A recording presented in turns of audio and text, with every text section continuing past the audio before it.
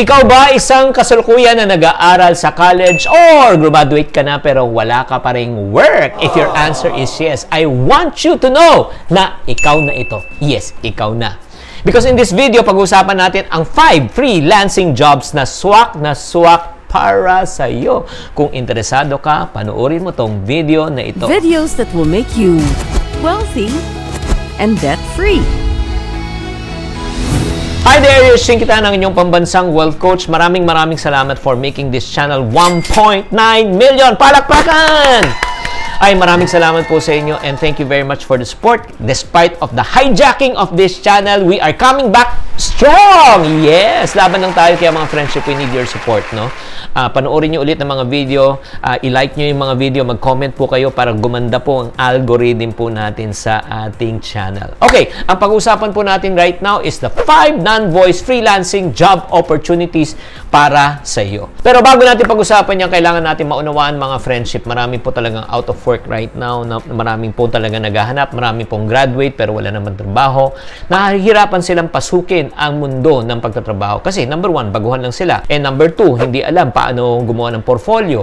Tapos number 3, ang daming competition. Number 4, walang experience. And syempre, number 5, hindi alam kung ano ang gagawin. Kaya nga magbibigay na po ako sa inyo ng 5 tips, no? Top freelancing jobs that you can do kahit kayo ay nasa bahay. Number 1, punta kayo sa bwriters.net. Ano po ito? Kung mahilig po kayo sa writing, no, this is the job website for you.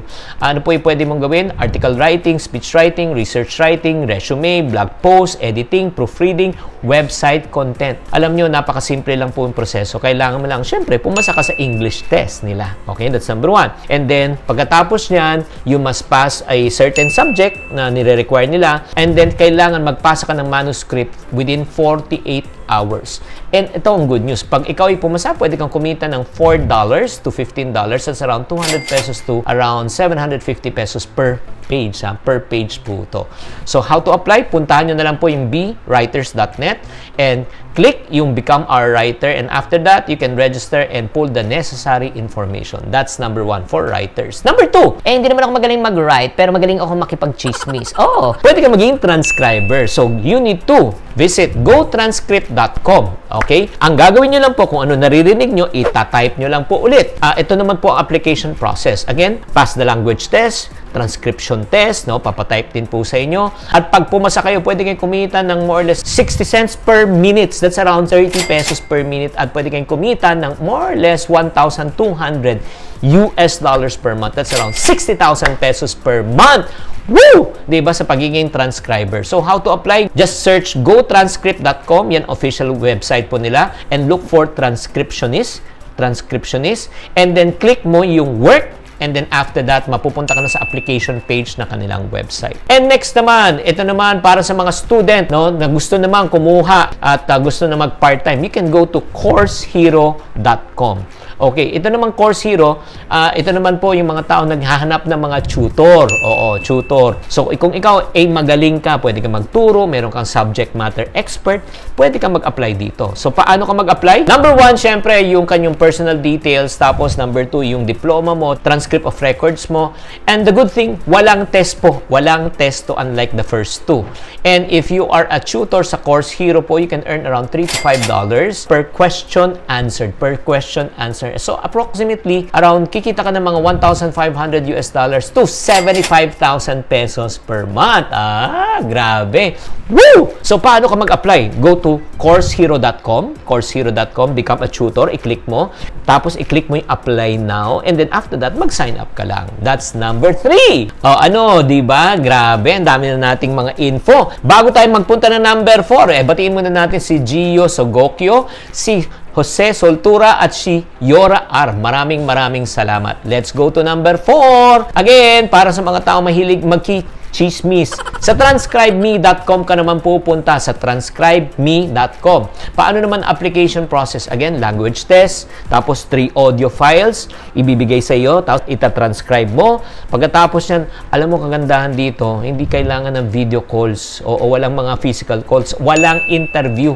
Ang kailangan mo lang, syempre, ipasa mo yung pinatranscribe sa iyo. At pwede kang kumita ng mga $15 to $20 per hour. That's around 750 to 1,000 pesos, no, per hour. Wow, bongga. So, pwede kang kumita ng mga 12,000 minimum to 100,000 pesos per month.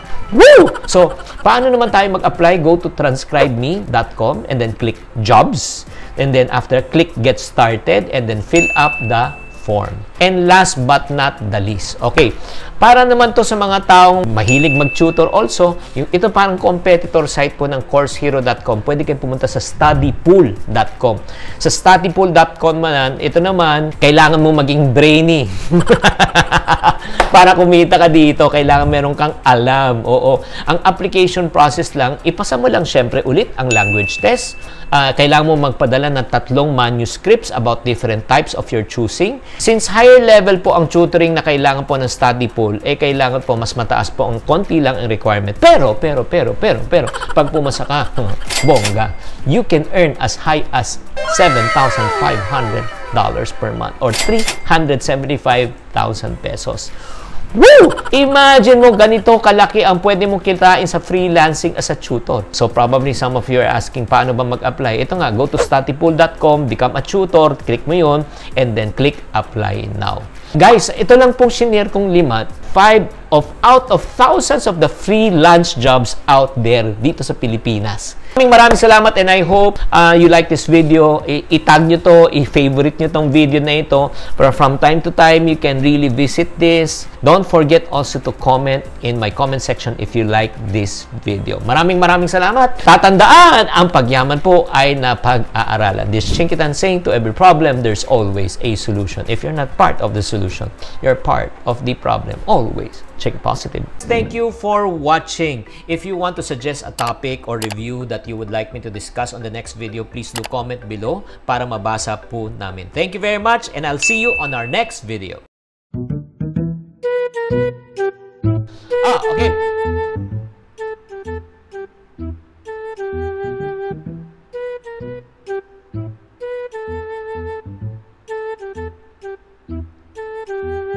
Pwede kang maging transcriber. So, ang gagawin nyo lang po, kung ano, transcript of records mo, just 5 of the thousands of freelance jobs